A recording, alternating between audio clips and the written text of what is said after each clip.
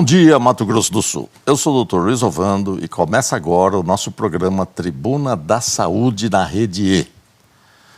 Hoje, nós vamos falar sobre problemas digestivos, dores e inchaços abdominais, barriga grande, prisão de ventre, diarreia, entre outros incômodos podem estar relacionados a doenças digestivas ou mesmo uma má alimentação.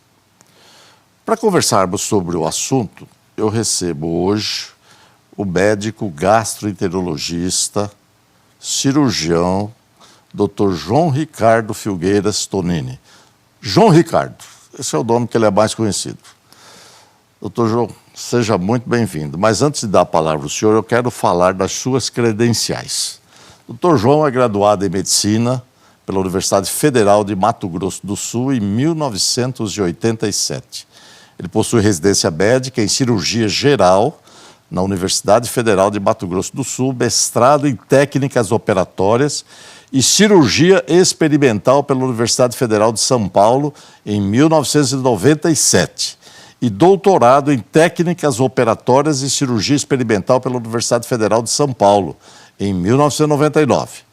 Ele é professor titular da Faculdade de Medicina e também tem título de especialista em gastroenterologia pela Federação Brasileira de Gastroenterologia. E tem um dado aqui no currículo dele que não foi colocado. O João Ricardo já foi vice-reitor da Universidade Federal de Mato Grosso do Sul. Eu não sei por que ele não colocou aqui, mas é bom sempre lembrar a quem honra, honra. Doutor Ricardo, muito bom dia, muito obrigado por aceitar nosso convite. É uma satisfação tê-lo aqui. Muito bem, doutor Ovando. A satisfação é toda minha. E realmente eu me formei em 1987 e o paraninfo, o nosso padrinho da turma de 1987 foi o professor doutor Luiz Alberto Ovando. Estou ficando velho, João. É que eu era muito jovem. Mas o senhor era jovem também. Também, bastante jovem. E é uma satisfação muito grande, porque o doutor Ovando não foi homenageado à toa. Ele foi um grande exemplo, um grande baluarte na qual aqueles jovens, na qual eu me enquadrava, nós nos espelhamos muito na sua jornada médica, doutor Ovando. E o senhor falou que a gente tem que realmente honrar o que aconteceu e eu me sinto muito honrado de estar aqui na sua presença, meu mestre. Muito obrigado, João. Muito obrigado. É uma satisfação muito grande. Isso aqui é extensivo, inclusive. O doutor João Ricardo é filho do doutor Gil Tonini, já falecido, que foi meu professor, né? Então aqui há uma geração de médicos e professores. É uma satisfação, João. João, esse nosso programa é um programa popular, como nós conversamos, né? E a gente tenta esclarecer as pessoas. E agora nós estamos chegando no fim do ano. Fim do ano é a época das pessoas saírem um pouquinho das regras dietéticas, vamos dizer assim, né? E acabam comendo um pouco demais, né? E aí vem aquela questão, né? Aquele empanzinamento. Doutor, eu estou empanzinado, estou com a barriga dura, aquilo que a gente comentou, aumenta o volume, enfim. Como proceder? O que verdadeiramente acontece, né? O que fazer e por que essas coisas acontecem, doutor João? Olha, são vários fatores juntos. Provavelmente temos fatores relacionados a pessoas que já têm alguma predisposição ou alguma doença gastrointestinal, sejam gastrites, pedrinhas na vesícula. E na maioria das vezes os sintomas muitas vezes ficam latentes ou mascarados, e quando há um enfrentamento alimentar, vamos chamar assim, mais copioso, os sintomas eles se desencadeiam. Então temos pessoas que já têm alguns problemas, mas também temos a falta ou a saída da rotina alimentar. Eu falo com meus pacientes, até eu faço uma brincadeira, eu nunca vi uma confraternização de fim de ano, um amigo oculto, alguma coisa, ser no restaurante vegetariano. É uma coisa muito interessante. Ou é no rodízio de pizza, ou é um churrasco com carne gorda, ou é salgadinhos, né? Aquele pastel delicioso com aquela coxinha. E a gente sabe que nós temos alimentos que têm uma digestibilidade mais difícil, como são os gordurosos e os excessos de alimentos com proteínas. E também sabemos que o nosso trato digestivo tem uma função digestória muito relacionada com os horários do dia. Então, essa história de a gente comer, às vezes, muito tarde e já vai deitar, fisiologicamente não é o melhor horário para digerir alimentos. Então, nós temos aí uma associação de fatores. E temos nessas festas de fim de ano, na maioria das vezes, refeições copiosas à noite. Entra pela madrugada? Entra pela madrugada, não são regadas com uma boa água gelada, né, na maioria das vezes, ou são bebidas alcoólicas gaseificadas, no caso a cerveja, e o gaseificado ele causa muito retorno, ou seja, refluxo, e também refrigerantes, que são bastante de difícil digestibilidade e bastante agressivos para o trato gastrointestinal. E aí junta aquele estresse também, né, daquele familiar que não viu o outro. E etc e tal. Comentários indevidos em determinadas situações impróprias, aí começa o problema. Principalmente depois que tomou uma certa dose. E aí nós temos aí um caldeirão todo propício para que a gente tenha um reflexo no sistema gastrointestinal. Doutor João, essa sua observação é fundamental, né? A gente vê que, de uma maneira geral, né, o homem... As negociações, os acontecimentos, as confraternizações, elas sempre acontecem em torno de uma mesa, né? E o homem, quando ele senta à mesa, né, vem no ombro o peso da escassez da existência humana. E ele não consegue dominar por a racionalidade. E realmente aquilo é extremamente apelativo e acabam comendo. Como você disse... É interessante que há alimentos que são um pouco mais de difícil digestão. Mas eu também costumo fazer uma associação, porque quando a gente faz exercício, você treina para 5 quilômetros. Se você for correr 10, você vai sofrer. A mesma coisa, o indivíduo está acostumado a um determinado tipo de alimento. Aí ele dá uma carga gigantesca no estômago, duodeno, tubo digestivo. De uma maneira geral, claro que não vai estar adaptado àquela circunstância e acaba tendo esse tipo de manifestação. Então, João, nós temos a participação de uma ouvinte, Ariane Mojica, de 36 anos. Ela é assistente odontológica. Vamos ver o que a Ariane fala. Doutor Luiz, meu nome é Ariane e gostaria de fazer uma pergunta para o senhor.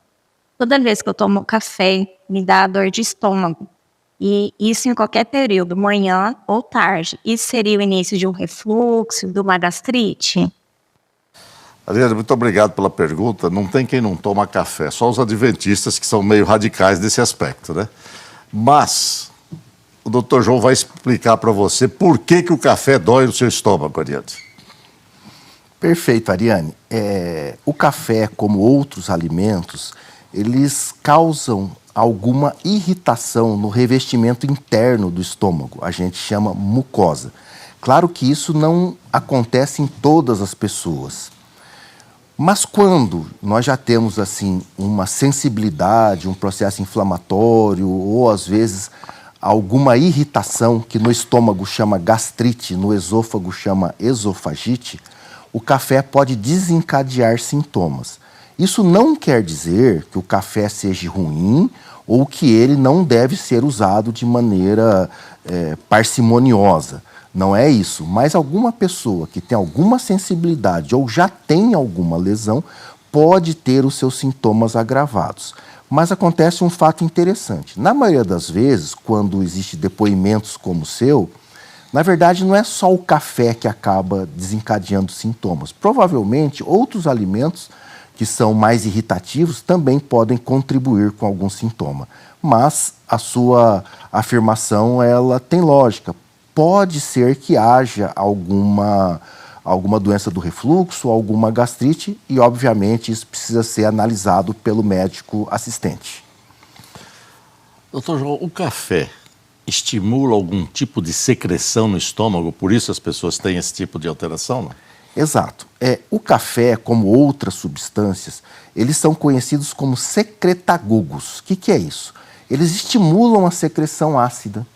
O estômago, ele está acostumado com a secreção ácida, ele tem a sua proteção. Mas, eventualmente, quem já tem alguma patologia, alguma predisposição, essa secreção ácida pode ser sintomática.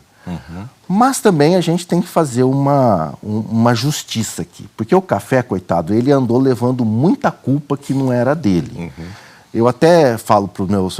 Aliás, eu vi uma pesquisa outro dia, a bebida mais consumida no mundo depois de água é o café. Por incrível que pareça. E o que a gente não pode é consumir excessos de café. E principalmente, eu faço até uma brincadeira.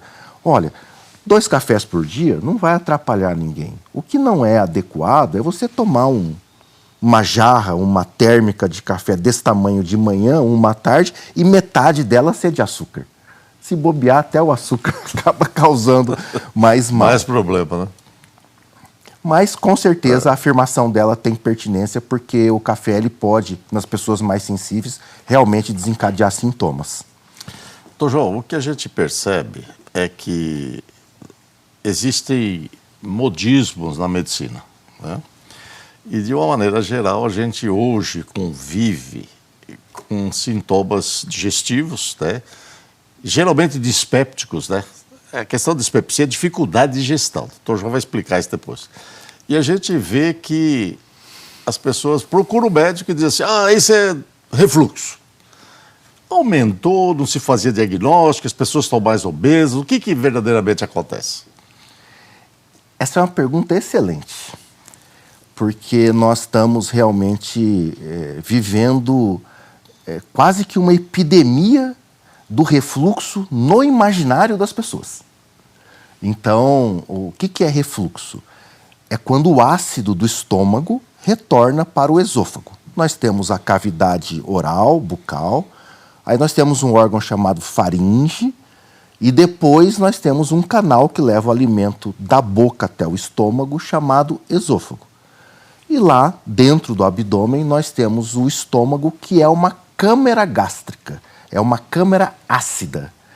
O alimento, quando ele chega mastigado, ele precisa sofrer um processo de emulsificação. Ele precisa ser liquidificado para ser liberado para o intestino absorver os nutrientes. E o que acontece? Quem faz esse processo de liquidificação do bolo alimentar são substâncias químicas ácidas. E o estômago ele é preparado para receber ácido. E o esôfago, que é o canal de transição, ele não gosta do ácido. Eu faço uma analogia muito simples, que o estômago é como se fosse um liquidificador. Quando você põe uma coisa sólida, você não põe uma aguinha para fazer lá, liquidificar o alimento. Essa aguinha que o organismo coloca é extremamente ácida. Só que quando o alimento chega no estômago, a passagem do esôfago para o estômago fecha. É como se eu colocasse a tampa no liquidificador. Eu coloquei o liquidificador para bater e vamos imaginar que a minha tampa não esteja totalmente fechada e o ácido volta. Ele volta e machuca. Isso é o refluxo. Então, puxa, minha válvula não está boa, eu tenho que operar a válvula? Não, não é bem assim. São vários os componentes. Se eu me alimento, como o senhor falou, com a minha capacidade é 5 quilômetros, eu coloquei 10 quilômetros, eu vou ter uma dificuldade de esvaziamento. Eu vou dar mais... Então, esse alimento vai ficar ali mais tempo. Então, a minha tampinha do liquidificador não vai aguentar tanto. Não vai aguentar. Vai ceder e vai voltar o ácido. Vai voltar o ácido. Alguns alimentos, que são os mais gostosos, fritura, chocolate, refrigerante, cerveja, molho de tomate, eles não deixam a tampinha fechar direito. Então, ele volta um pouquinho. E isso causa algum desconforto e alguma sintomatologia. Mas a gente precisa separar muito bem as coisas. Esse assunto é muito importante. Nós estamos no fim do primeiro bloco, nós vamos ao intervalo e já vamos voltar nele. Não saia daí. Esse Perfeito. assunto é muito importante para você.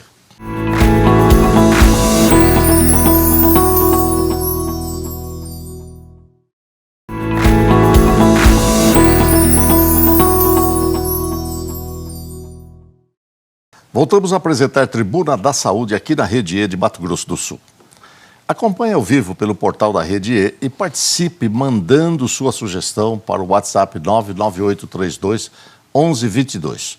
Hoje nós estamos conversando com o médico, cirurgião, gastroenterologista, Dr. João Ricardo Tonini, sobre as doenças e incômodos digestivos em decorrência da má alimentação. No bloco anterior, o Dr. João estava comentando sobre, fazendo uma analogia entre estômago e esôfago, mostrando a relação com o liquidificador, que todo mundo sabe como é que funciona. O liquidificador é onde você tritura os alimentos e o estômago serve para isso. Ele quebra proteína, gordura, carboidrato, enfim, torna moléculas menores para ser absorvido lá na frente. E tem o esôfago por onde é o canal, vamos dizer, para chegar até o estômago. E ali tem uma válvulazinha. E ele estava dizendo, olha, essa válvulazinha, ela é comprometida quando o indivíduo bebe, toma bebida gaseificada, frituras de uma maneira geral, ketchup, ou seja, molho de tomate e assim por diante. E nós interrompemos porque nós estávamos no fim do primeiro bloco. O Dr. João vai voltar a comentar sobre isso e essa pergunta, ou seja, essa resposta foi gerada pelo fato da doença do refluxo gastroesofágico. Aproveitando, doutor João, eu quero colocar o seguinte, o senhor falou assim que nem sempre a volta do ácido significa doença. Existem algumas situações funcionais que levam a isso. O senhor poderia comentar sobre isso? Isso é bastante importante, porque existe um certo refluxo fisiológico. Todo mundo volta um pouquinho. Tem uma azia. Isso, mas o esôfago se defende. Nós temos a saliva, que é um chamado fator de clareamento, ela empurra o ácido para baixo. E a própria contração do esôfago, ela ajuda a mandar o ácido que eventualmente volta. Então, existe uma relação de refluxo e proteção. E quando a gente faz excessos alimentares, compromete esses fatores com alimentos gordurosos, gaseificados, bebida alcoólica, a gente tem um certo desequilíbrio. Claro que existem situações patológicas, que a válvula não funciona bem, ou tem uma situação anatômica chamada hérnia de hiato, por exemplo, que pode predispor ao refluxo, isso merece atenção. Mas, ao invés da gente achar que todo sintoma relacionado ao refluxo é doença, às vezes nós temos sintomas relacionados a maus hábitos. E outra situação que também é bastante envolvida é o excesso de peso e a obesidade. Por quê? Porque aumenta a pressão dentro do abdômen, e quando eu tenho uma pressão intraabdominal aumentada, porque eu tenho gorduras abdominais, inclusive do ponto de vista cardiológico isso é péssimo, nós temos uma dificuldade de esvaziamento do estômago, porque a pressão está aumentada, então, para onde o conteúdo quer ir? Em vez de ele ir para baixo, ele quer retornar. Então, essa associação de hábitos alimentares, sedentarismo e etc., às vezes esse é o problema e não o refluxo propriamente dito. E é uma coisa que eu faço também bastante brincadeiras, doutor, se o senhor me permite, eu falo assim, na verdade, o problema não é o refluxo. Às vezes o problema é o dono do refluxo e os hábitos do dono do refluxo. É verdade. Porque quando o indivíduo aumenta o abdômen, eu não sei se há algum estudo medindo a pressão da cavidade peritoneal com aumento da gordura visceral. Deve existir já, né? Eu não tomei conhecimento disso, porque a gente percebe que à medida que aumenta o abdômen, aumenta a pressão. E a gente vê isso, inclusive, com varizes. Pessoas acabam desenvolvendo varizes por aumento da pressão, porque a cava passa por ali também e sofre isso e aí faz varizes. A varize, às vezes, não incomoda muito, mas é devido ao aumento da pressão abdominal. E aí vai para o refluxo. Mas, em relação a refluxo ainda, doutor João, qual é o refluxo que preocupa? Sim, é o refluxo que ele é frequente, que ele é muito sintomático, que ele não melhora com medidas habituais e, eventualmente, o médico, quando ele faz a pesquisa, a avaliação, o exame de entrada é a endoscopia digestiva e essa endoscopia mostra alguma lesão. E essas lesões, elas podem ser várias lesões.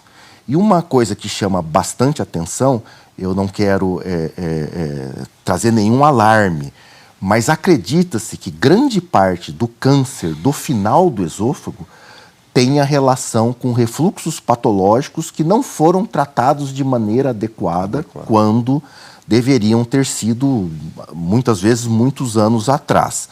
Então, apesar de ser um problema que é muito relacionado com medidas comportamentais, precisa ser feito um diagnóstico diferencial de maneira adequada e também precisa ser estratificado riscos. Não só o risco de neoplasia, câncer, que é bem pequeno, eu quero já deixar isso claro, não quero trazer nenhum alarme, mas temos riscos de sangramentos, temos riscos de estenose do esôfago, com dificuldade de passar o alimento, mas principalmente o comprometimento da qualidade de vida e principalmente do sono, porque o refluxo noturno costuma ser muito sintomático. E aí não dorme direito, dá problema durante o dia, enfim. Doutor João, nós temos uma pergunta da Regina Rodrigues, ela é auxiliar de serviços gerais. Vamos ver o que ela questiona. Doutor Luiz, gostaria de fazer uma pergunta. Nos últimos tempos, se eu tomo leite, tudo como queijo, tudo que contém o leite, né? Me dá dor no estômago. Eu amanheço assim, se eu tomar uma xícara de leite à noite. Gostaria de saber, pode ser intolerância à lactose? Regina, essa sua pergunta ela é inquietante, né? Porque, de uma maneira geral, quando as pessoas têm dor, azia e tal, elas vão tomar um leite. E você toma leite e dá dor. Acontece isso, doutor João? Sim, acontece. Nós temos duas análises que nós temos que fazer nessa fala da Regina. Primeiro, é muito comum as pessoas chamarem de qualquer dor abdominal de dor no estômago. E para o médico, a dor no estômago geralmente é no abdômen superior, mais relacionada com queimação, azia e tal. Mas, de qualquer forma, existem duas grandes possibilidades nesse depoimento da Regina. A primeira, realmente, dela tem intolerância à lactose. O ser humano não foi feito para tomar leite bovino. Depois de velho. Nem novo, né? Porque nós somos feitos para tomar leite humano, não leite de vaca. E foi uma adaptação, porque é uma proteína, é uma fonte de alimentos muito generosa, e foi uma adaptação ao longo do processo da evolução humana, que inclusive fez civilizações sobreviverem ao frio. Existem muitos estudos muito bonitos sobre isso. Mas grande parte da população do hemisfério sul, acredito em torno de 25%, tem intolerância à lactose. Leva a dor, distensão abdominal e o mais comum é a diarreia. Mas, no depoimento dela, podemos ter uma outra situação. Porque quando nós temos algumas patologias do estômago, como gastrite, úlcera gástrica, qualquer alimento que a gente coma, ele dói. Diferente da úlcera duodenal, né? Que a gente come, ele passa, daqui a pouco, ele tampona a acidez, daqui a pouco ele dói de novo. Mas é pertinente a preocupação da Regina, e se isso acontece apenas com leite, é acompanhado de distensão e às vezes muda o hábito intestinal com uma tendência à diarreia, é muito possível que ela tenha intolerância à lactose. Muito bom. Doutor João, nós temos ainda 4 minutos e tem aqui uma pergunta da Luzia do bairro Babaí que é muito interessante. São 2 perguntas que ela faz.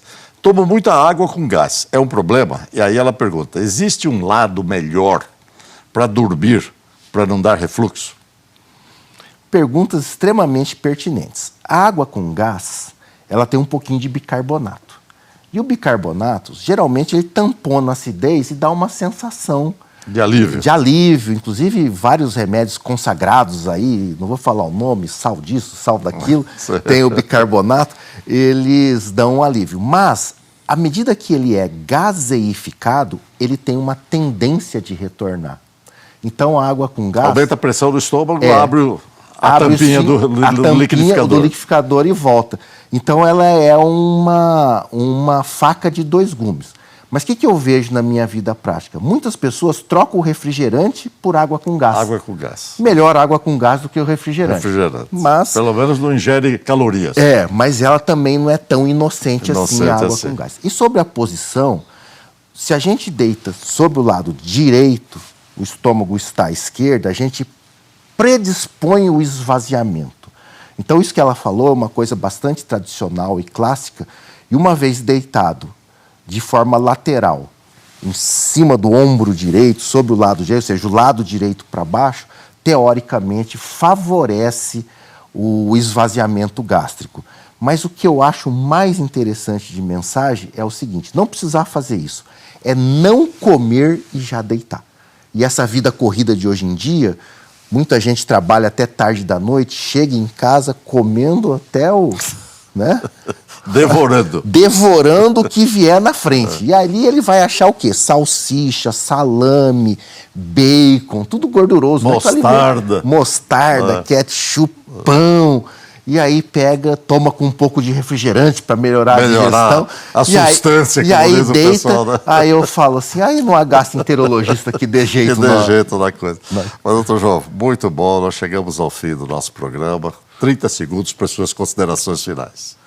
Trovando, eu agradeço muito o convite, eu me sinto muito honrado de estar a seu lado, que é uma grande referência médica e ética para todos nós que tivemos o prazer de ser seus alunos. Estamos às ordens para os esclarecimentos, essas conversas que são acessíveis à população, sempre eu considero muito importante. Muito obrigado. Doutor João, estava me esquecendo de um detalhe, né?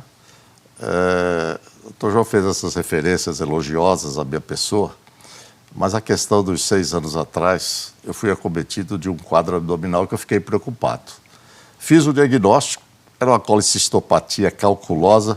Cheguei para ele e falei: João, aqui, ó, você opera? Ele falou: vamos operar então. Então o doutor João, além de ter sido meu aluno, é meu médico também nessa situação. Siga nossas redes sociais, @Dr. Luiz Ovando. Vejo você no nosso próximo programa. Até lá.